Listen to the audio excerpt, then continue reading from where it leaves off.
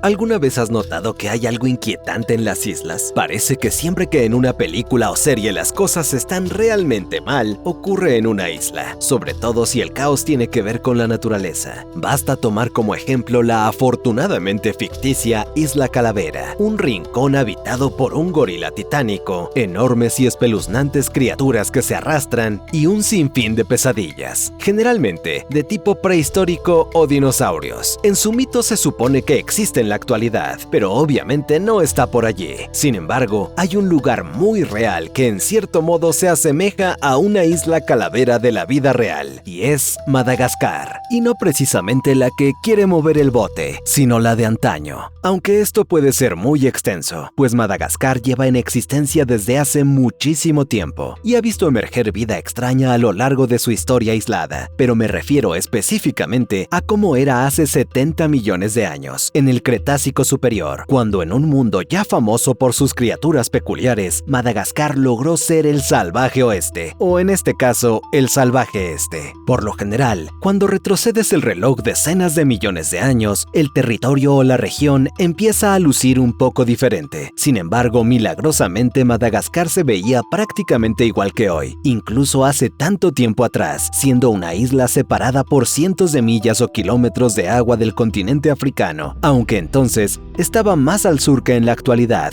y también mucho más cerca de India. De hecho, no solo eran vecinos, sino que mucho antes habían estado realmente unidos durante un periodo larguísimo, más extenso que el intervalo que nos separa de los dinosaurios, para que te hagas una idea. Gracias a ello, muchos animales pudieron colonizar Madagascar desde India y ambos se aislaron del resto del mundo, desarrollando una paleofauna propia y distintiva, lo que hizo la vida un poco más interesante de lo normal. Esto por sí solo dio lugar a escenarios curiosos, pero cuando de verdad se elevó el termostato de rareza fue cuando Madagascar abandonó a la India y pasó a ser una isla independiente. ¿Y por qué? Pues porque fue entonces cuando la vida nativa de Madagascar empezó a sufrir la presión del enanismo y el gigantismo insular, ya que aunque Madagascar es una isla grande, no lo es lo suficiente, y al sumarle un aislamiento completo, obtienes un lugar realmente extraño. Y era un sitio que, como la antes mencionada Isla Calavera, presentaba peligro por todas partes, no solo salpicado por aquí y allá, pues la abundancia de vida se sustentaba en llanuras aluviales extensas, ríos caudalosos y una cantidad anormal de vegetación. Aunque probablemente no te tomaría mucho toparte con uno de los numerosos depredadores de esta isla, quizá el clima te mataría primero, porque era algo de cuidado. No era extremadamente cálido o frío, sino periódicamente muy seco, con formaciones rocosas que sugieren sequías frecuentes y estaciones secas bien definidas. Pero para sobrevivir, adicional a una botella de agua, tendrías que llevar un flotador, pues incluso en un desierto podías ahogarte, ya que la época de sequías podía ser brutalmente interrumpida por precipitaciones torrenciales, y como indica la acumulación de sedimentos, las inundaciones repentinas eran muy comunes, arrasando con todo lo que no fuera lo suficientemente rápido o astuto para apartarse de su camino. Y si no era la madre naturaleza tratando de atraparte, serían los animales. Basta con mirar a la mascota de la isla, el Mayungasaurus, un terópodo de temperamento colérico. Pero no le digas eso, porque en esta isla era el rey, el terópodo más grande. Si te topabas con uno, podías esperar un ejemplar de 7 metros de largo y más de 1 tonelada, e incluso en ocasiones igual de grande que un Carnotaurus. Y si viste la película Dinosaurio, ya sabes que esa es mala noticia. Sin embargo, no era su tamaño lo que lo diferenciaba de otros terópodos, sino su construcción tan inusual, como si alguien hubiera mezclado partes de distintos animales para crear un solo dinosaurio. Para empezar, sus manos eran diminutas, como salchichas, y como las tuyas seguramente no son así, sé que puedes darle al botón de me gusta y suscribirte. Luego, su cráneo era ancho, corto y aplastado, mientras el resto del cuerpo era alargado y robusto. En contraste con sus manitas, sus patas eran toscas y gruesas, lo que hacía a Mayungasaurus imposible de ignorar, y una rareza incluso entre sus extraños familiares, los abelisáuridos. Podrías pensar que estas adaptaciones lo volvían menos peligroso, pero irónicamente lo convirtieron en el asesino supremo de gigantes, pues según la hipótesis, este diseño es ideal para cazar saurópodos. Muchos terópodos carnívoros tienen cráneos estrechos, resistentes a mordiscos verticales, pero vulnerables ante fuerzas de torsión, lo que los obligaba a infligir múltiples mordidas en lugar de solo una grande.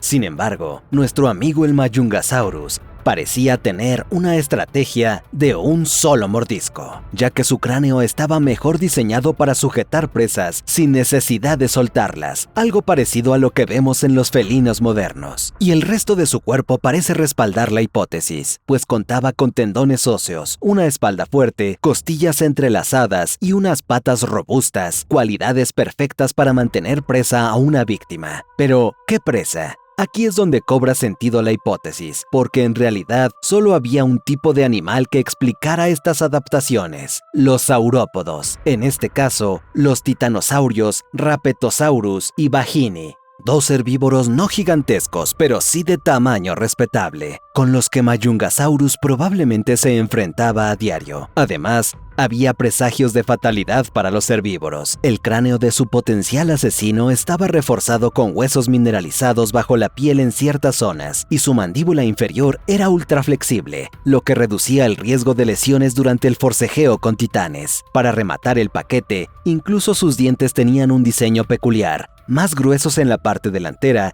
y curvos en el filo frontal, pero más rectos en la parte trasera.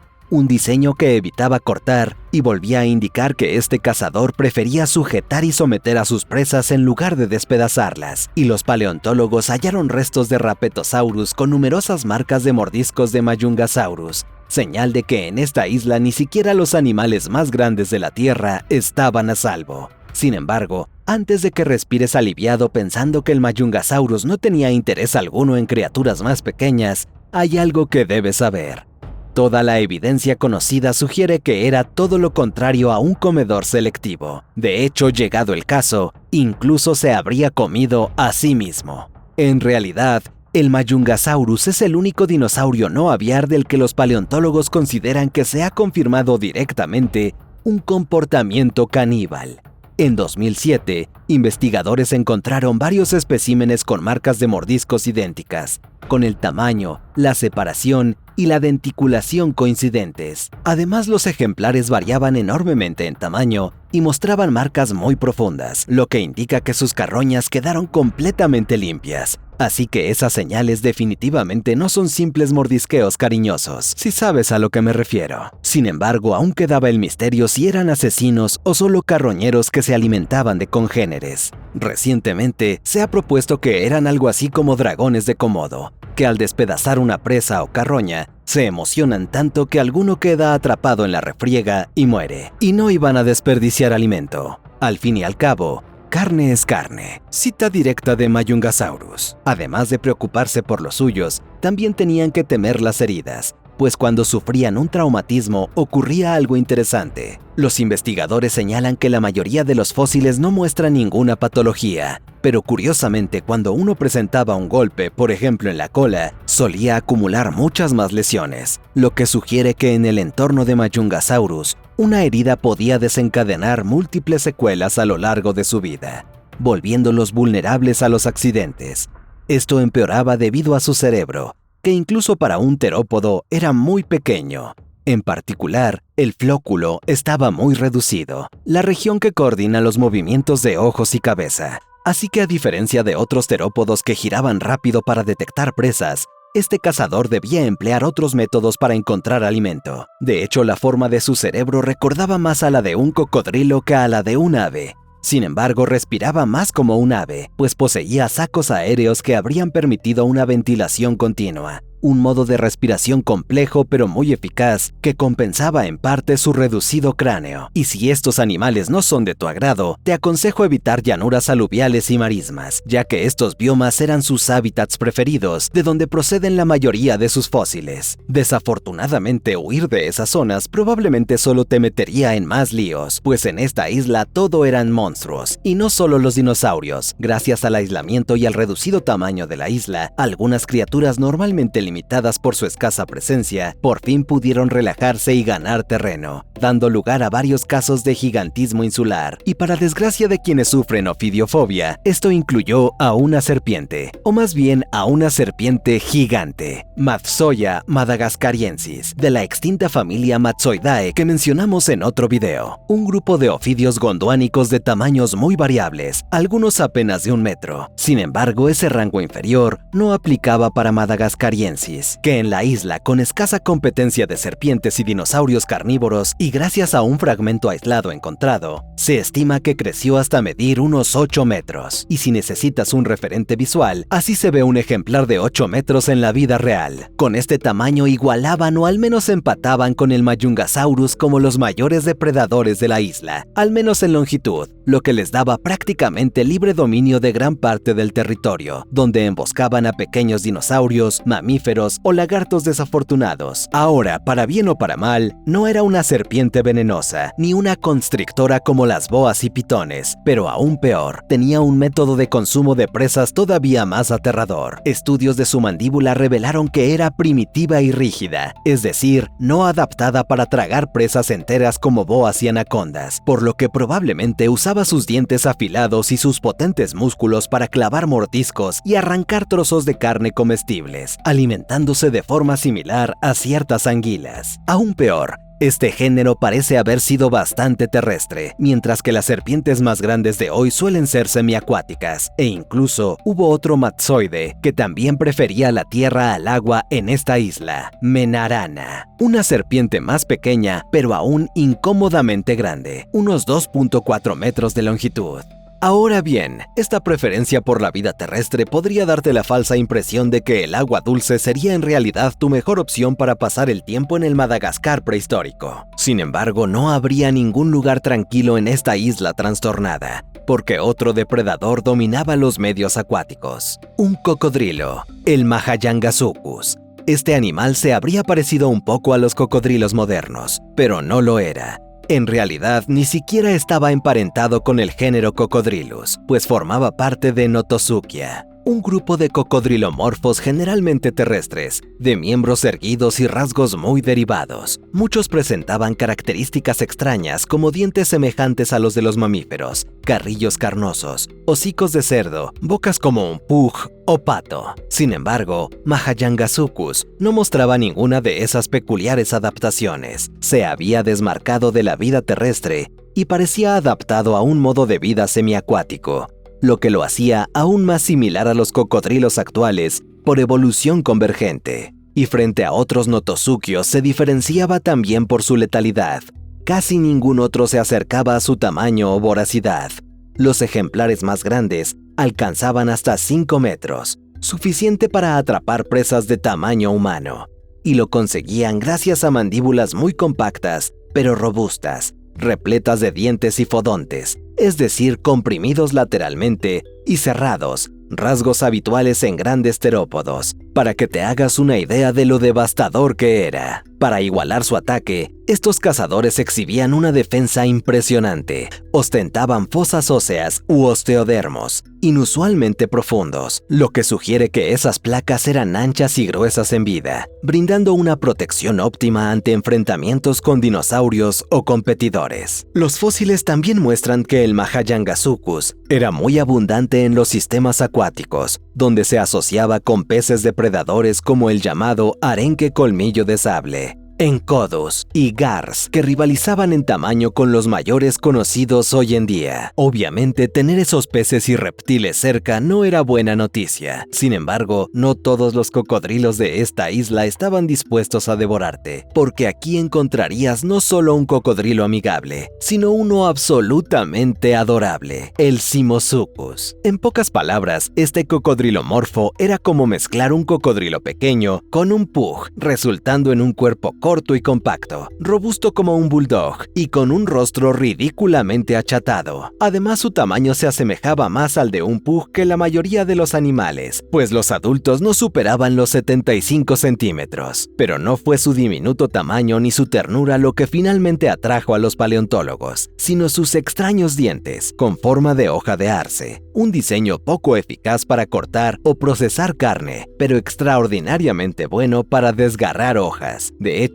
de todos los animales vivos hoy en día, su dentición más parecida corresponde a la de la iguana herbívora, lo que aporta apoyo indirecto a la idea de que Simosuchus se alimentaba de follaje. Además, su peculiar rostro achatado refuerza la improbabilidad de que sembrara el terror en Madagascar. Por ahora, la mayoría de los investigadores lo considera un vegetariano, aunque algunos mantienen que pudo haber sido omnívoro. En cualquier caso, habría sido uno de los rostros más simpáticos que verías en el Madagascar Cretácico, y sería fácil de identificar a la distancia, pues además de su apariencia singular, se desplazaba de forma extraña. Como la mayoría de los notosuquios, estaba cubierto de armadura dispuesta en placas muy rígidas, lo que limitaba su movilidad y probablemente le obligaba a correr de manera torpe y poco eficiente. Sin embargo, el Simosuchus pudo compensar su torpeza con una habilidad única: excavar madrigueras. No está confirmado, pero algunos investigadores sostienen que su singular rostro podría haber funcionado como una especie de pala biológica, permitiéndole cavar y ocultarse de amenazas, además de buscar alimento. Lamentablemente, a pesar de esta posible ventaja, es preocupante que esta excepción tan adorable de Madagascar siguiera siendo presa habitual de los depredadores, no solo de los gigantes caníbales, cocodrilos y serpientes, sino también de otros asesinos más pequeños, como una especie inesperada: un sapo. El belcebufo. Hay quien podría pensar que un sapo extinto no resulta interesante, pero te aseguro que el belcebufo lo era. De hecho, su nombre podría traducirse como sapo del demonio, por varias razones, entre ellas su constitución robusta, con estimaciones que situaban ejemplares adultos en más de 4.5 kilos de peso y 42.5 centímetros de longitud, dimensiones que los hacían más comparables con perros pequeños que a una rana común. Este aporte le valió la corona del sapo más grande jamás descubierto, alrededor de un 30% mayor que el actual campeón, la rana Goliath. Sin embargo, en tiempos recientes estas cifras iniciales se han puesto en duda. Estudios más conservadores sugieren una longitud real más cercana a los 23.2 centímetros, similar a la rana toro africana. Pero lo extraordinario es que incluso ejemplares de mayor tamaño conservan cráneos sin sutura, un indicativo de que seguían creciendo. Por ello, algunos paleontólogos insinúan que podrían hallarse individuos todavía más gigantescos en el futuro. Y no creas que su tamaño era lo único sorprendente. Si te acercaras imprudentemente, descubrirías un rasgo más insidioso, como un hocico descomunal. Ranas y sapos poseen bocas anchas y flexibles, pero el belcebufo lo llevaba a otro nivel. Con su ya inusual tamaño, podría haber depredado a los auténticos señores de la Tierra, como terópodos y saurópodos. Bueno, al menos los más pequeños y las crías. Aún así es impresionante. Su voracidad se reflejaba también en la potencia de su mordida. Aunque era varias veces más pequeño que un humano, reconstrucciones estiman fuerzas de hasta 2.200 newtons, unas 70 veces superiores a las de las ranas grandes actuales. Sin duda, sapo del demonio no era un apodo exagerado. Para ponerlo en perspectiva, la mayoría de los humanos no superan los 500 newtons, lo que sitúa al belcebufo más bien al nivel de lobos y tigres en potencia de mordida. Y si no fuera suficiente, esta rana lucía cuernos, un cráneo blindado y una hilera de placas óseas a lo largo de la espalda, lo que sugiere que fue diseñada para combatir dinosaurios. Así que incluso a los sapos, en Madagascar convenía esquivarlos, y así entre ellas y todos los demás monstruos mencionados, la supervivencia parecía casi imposible. Y lo era, lo que hace aún más sorprendente que prosperara allí un grupo insólito, normalmente relegado a vivir en las sombras: los mamíferos. Nuestros ancestros en la isla sacaron partido al gigantismo insular, pues de los 3 géneros conocidos en la isla, que son Adalaterium, Labanifi y Vintana, 2 de ellos estuvieron entre los 5 mamíferos mesozoicos de mayor tamaño que conocemos. No obstante, seguían siendo pequeños según criterios modernos. El mayor Vintana apenas alcanzaba 8.7 kilos. Coincidentemente, igual que el fosa, el carnívoro mamífero más grande de Madagascar hoy en día. Vintana no era un depredador, pues su dieta se adapta a una dieta herbívora de raíces, semillas, ramitas y frutos con forma de nuez. Tal vez no parezca muy emocionante, pero Vintana compensaba con un superpoder: el olfato, pues este sujeto era el rey de los olfateadores. Dedicaba cerca del 14% del volumen cerebral a los bulbos olfatorios, el área responsable del olfato. Para ponerlo en perspectiva, los humanos dedicamos solo el 0.01% y los perros 0.31%. ¿Por qué desarrolló tal sentido del olfato es un misterio? Pero en una isla repleta de amenazas resultaba vital. Su contemporáneo Adalaterium también exhibía su rareza, no en el olfato, sino en sus forámenes. Un foramen es una abertura que permite el paso de nervios, arterias, venas y otros tejidos blandos entre distintas partes del cuerpo. Cuantos más forámenes presenta un animal, más especializado suele ser algún sistema interno. Adalaterium poseía la segunda mayor cantidad de forámenes de todos los mamíferos conocidos, lo que indica un sistema corporal extraordinariamente complejo, indispensable en aquel entorno. Esperemos algún día sepamos con exactitud cuál era su poder secreto, pero para lo que no hace falta esperar es para conocer a otro habitante de la isla que probablemente preocupaba a nuestros parientes lejanos, el terópodo Masiacasaurus. Al igual que Mayungasaurus, se cree que formaba parte del clado Ceratosauria, aunque a diferencia de aquel, no era un abelisaurio, sino un noasáurido, emparentado de cerca pero claramente desprovisto de los genes para el gran tamaño. Medía solo 2.1 metros de largo y pesaba lo mismo que un varano del Nilo, unos 20 kilos. Sin embargo, si lo comparas con cualquiera de los mamíferos prehistóricos de Madagascar, resulta imponente. Y sabemos que era carnívoro gracias a dientes recuperados muy peculiares. Como en la mayoría de los terópodos, sus dientes eran aserrados y comprimidos lateralmente, pero en la parte frontal de su mandíbula poseía 4 piezas sobresalientes, en forma de cuchara y con un gancho al final. Este diseño tan extraño ha dado lugar a numerosas hipótesis sobre su función, siendo una de las más destacadas la de sujetar presas pequeñas, lo que sugiere que se alimentaba de invertebrados pequeños, vertebrados e incluso frutos.